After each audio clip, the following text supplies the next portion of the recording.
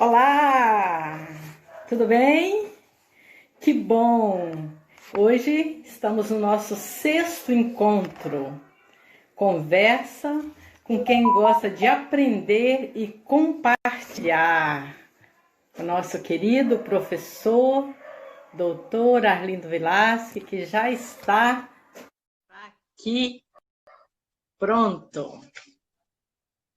Hoje, então, nós vamos fazer uma conversa ampliada, né? O cuidado enquanto essencial para a vida social e econômica.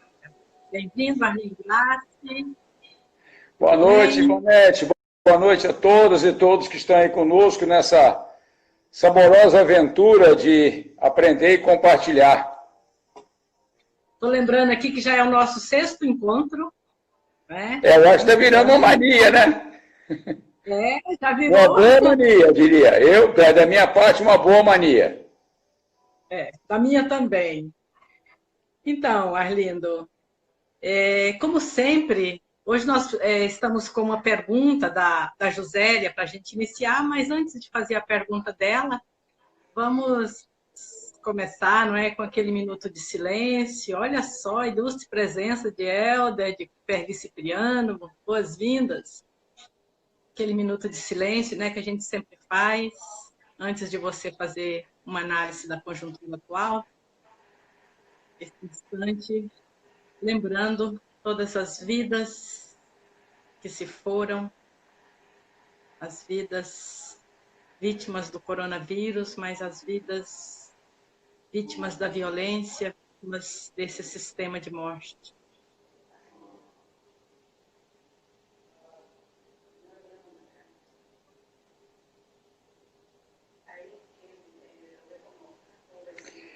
É muito sofrimento, né? É muito sofrimento e a gente deve compartilhar disso. Ivonete, a minha análise de conjuntura, como sempre, começa no mundo. E eu gostaria de destacar que depois dos Estados Unidos, em termos da pandemia, vem o Brasil, depois do Brasil vem a Inglaterra, depois da Inglaterra vem a Rússia, e em quinto lugar vem a Índia. A Índia tem uma população de 1 bilhão e 300 milhões de pessoas, consequentemente, mais do que a soma da população dos 4 anteriores. E, no entanto, até semana passada, dia 26, constava com 500 mil casos e 15 mil mortes. Então, eu trouxe essa notícia para a gente compartilhar enquanto análise de conjuntura, para ver como que nós, Brasil, como que nós, Espírito Santo, estamos descuidando da nossa população. Estamos fazendo pouco caso do sofrimento, que a gente sempre se solidariza com ele nos nossos momentos, nossos instantes de silêncio. Porque se você vê a Índia com 1 bilhão e 300 milhões de pessoas, tem 15 mil mortes.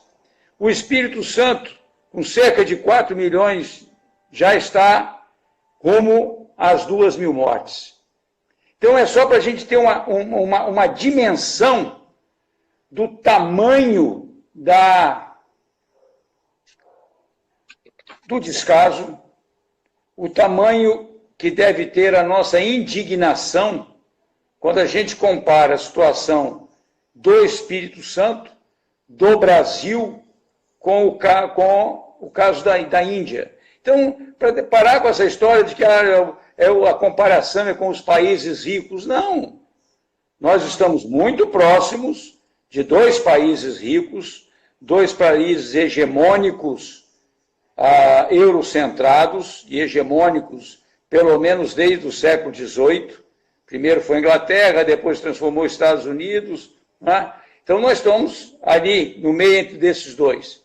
Estamos também à frente de uma outra potência nuclear, que deveria também ter uma forma mais digna de tratar a sua população, que também não faz, que é a Rússia. Então, nós estamos em péssima companhia e não podemos dizer que é o fato de sermos pobres, porque nós, obviamente, somos muito mais ricos do que a Índia, só que a Índia tem uma outra maneira de tratar a sua população, tem uma outra maneira de se solidarizar com a sua população, apesar de todo o etnocídio que o seu primeiro-ministro promove, principalmente em cima dos muçulmanos. A segunda notícia que me parece importante do ponto de vista mundial, e eu lamento que eu não vi isso muito bem repercutido na imprensa nacional, pelo menos na grande imprensa nacional, é que tem um novo vírus de gripe com potencial pandêmico já em curso na China, já está sendo identificado na China. Uma vez mais, a origem desse novo vírus são as grandes fábricas de proteína animal. Ele não pode nem chamar mais aquilo de granja. Né? São grandes fábricas de proteína animal, nesse caso, a proteína animal de origem dos suínos, né? Que são criados, não são criados, né? São montados de forma muito cruel, com pouquíssimo espaço, e para evitar perdas, eles muito antibiótico, muito hormônio para crescerem muito e produzirem a carne o mais rapidamente possível. E isso também, me parece, já conversamos sobre isso aqui, Ivonete, mas eu acho que é importante a gente pensar nessas fábricas de vírus, né? São a fábrica de proteína animal que gera também vírus, não é a primeira vez, já teve a gripe asiática, a aviária, já houve a suína, a SARS, etc, etc. Sempre começando nessas fábricas de proteína animal. Então, se nós não podemos imaginar ou não devemos querer sair da pandemia para essa normalidade. Nós queremos sair para um novo normal, onde nós pensemos e hajamos de tal forma que possamos ter uma outra maneira de alimentar a população do mundo. Não é possível que o ser humano, já na terceira década, entrando na terceira década do século XXI, tenha que se comportar dessa forma irresponsável, né, para com a sua saúde, com a saúde da maioria da população, e com essa maneira cruel de tratar dos animais. Esse é o mundo. No Brasil, nós, obviamente, esse governo irresponsável, com um Congresso condescendente com isso, um Congresso conivente com isso, né? Aproveitando toda a cobertura que a mídia, inclusive a mídia de mercado, vem dando à questão do coronavírus, passou uma legislação, uma lei, a nova lei de saneamento, que é um verdadeiro absurdo. Verdadeiro absurdo. E, para confundir a população, chamam isso a lei da privatização do saneamento. Não é a lei de privatização do saneamento. O saneamento se tornou privatizável há mais de 20 anos. Não é? Ainda sob a égide do neoliberalismo de Fernando Henrique Cardoso, o saneamento já podia ser privatizado. Tanto é que inúmeras empresas estatais foram privatizadas ou transformadas em empresas com capital privado, gerida com a lógica privada, ainda que em alguns casos também com capital público. Né? O que me parece grave nesse momento, da nova lei de saneamento, é que transforma a água numa mercadoria.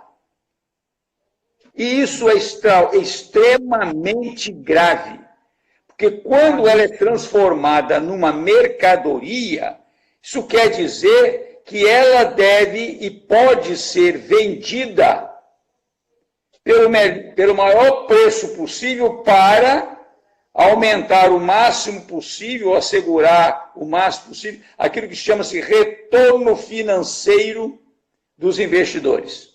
Né? Eu chamo de investidor. No caso das privatizações no Brasil, as imoralidades começaram lá, na época do Fernando Henrique Cardoso, onde boa parte das privatizações foi feita com financiamento de um banco público chamado Banco Nacional de Desenvolvimento Econômico e Social. E agora também. Ou você está achando que os bancos, ou que, eventualmente, alguma empresa estrangeira vai vir aqui comprar a Cesan, digamos, com dinheiro próprio? Não vem.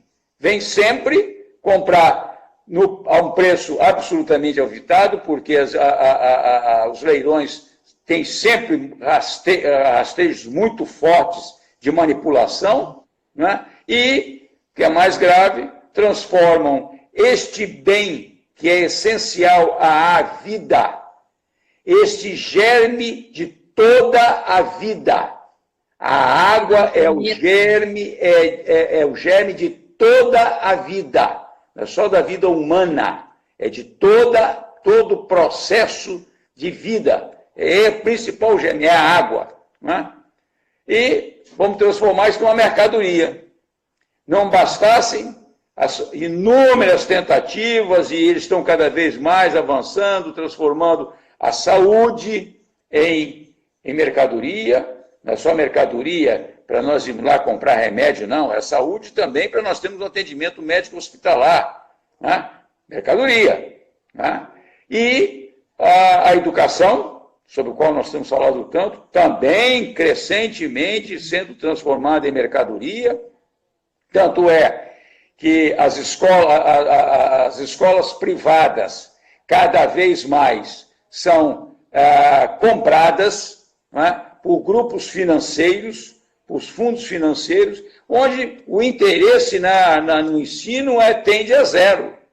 Né? Então, vem aquilo como um fluxo de caixa, né, que é passível de se transformar em recebíveis, e aí esses recebíveis são negociados livremente no mercado financeiro.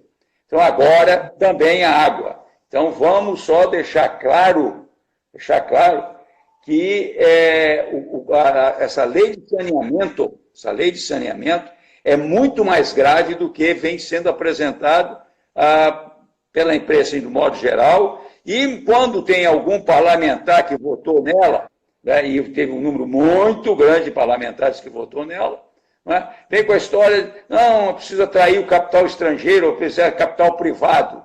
Não, o capital privado já foi atraído. A Sapesp já tem ações negociadas na Bolsa de Nova York há muitos anos. O que estão fazendo, que a lei de saneamento está permitindo agora, é transformar a água em mercadoria. E isto, é sempre bom a gente chamar a atenção, o Perli está falando do Paulo Guedes, né?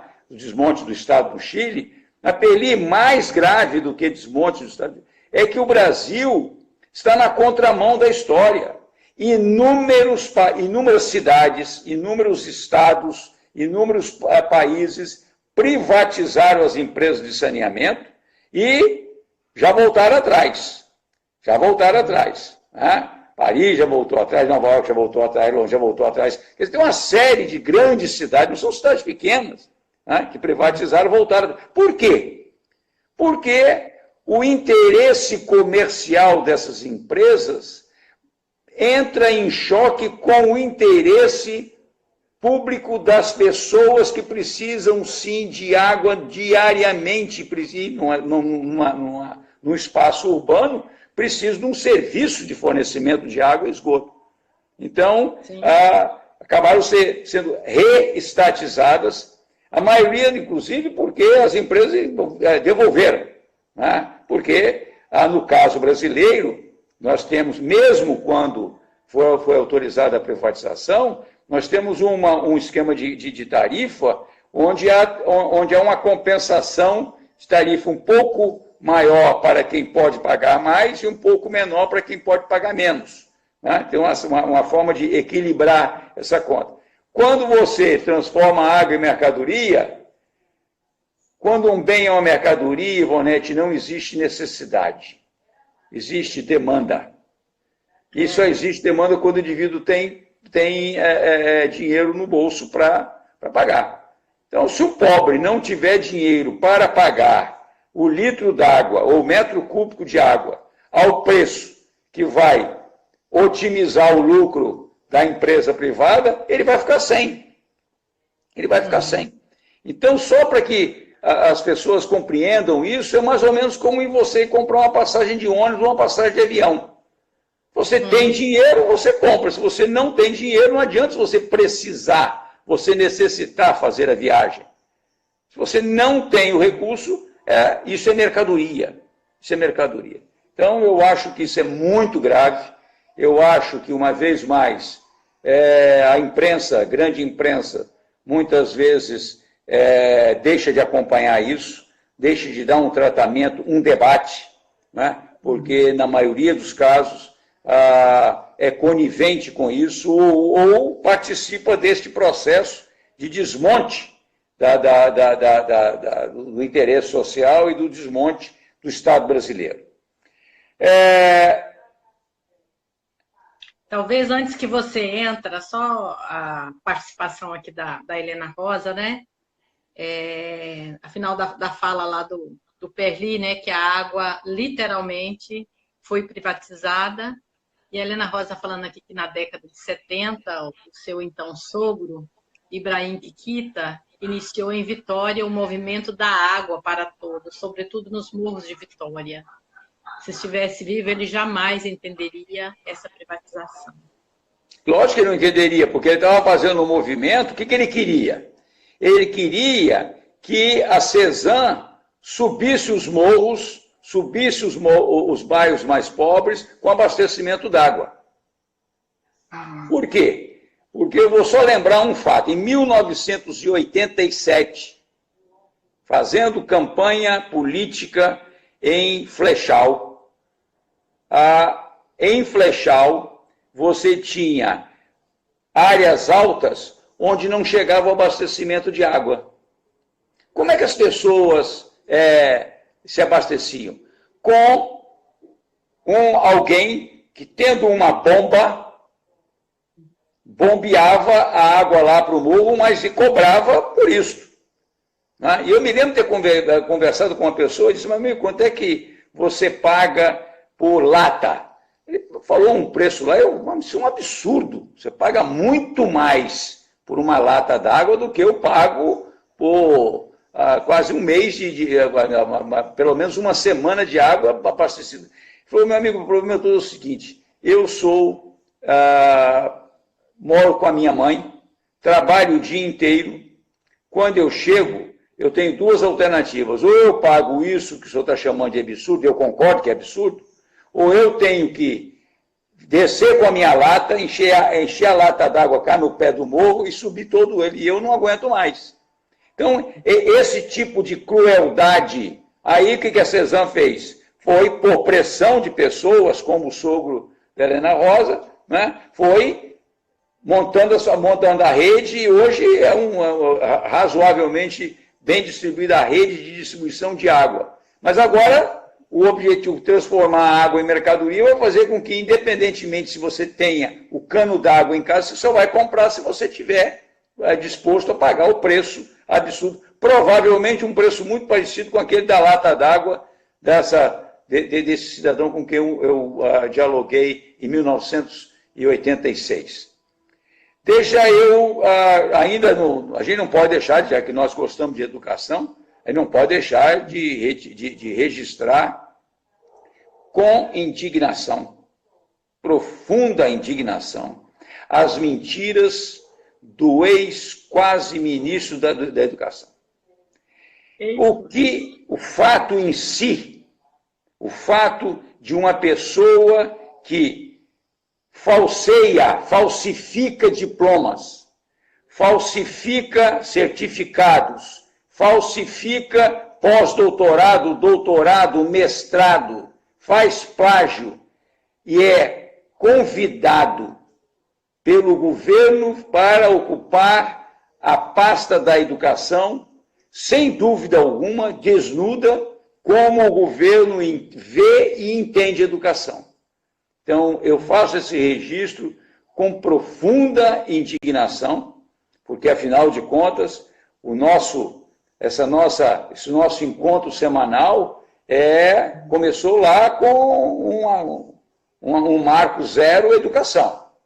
Todos nós, a maioria de nós aqui envolvidos, nós que nos encontramos a cada quarta-feira, né?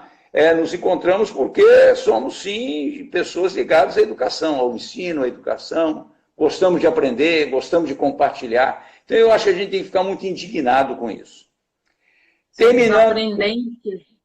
Somos aprendentes, né? E o pior é isso, Lindo, o terceiro ministro da educação, né? O terceiro que está desnudando, né, de fato, quem é esse que está liderando o país, né? Porque a situação é sempre pior, cada vez pior.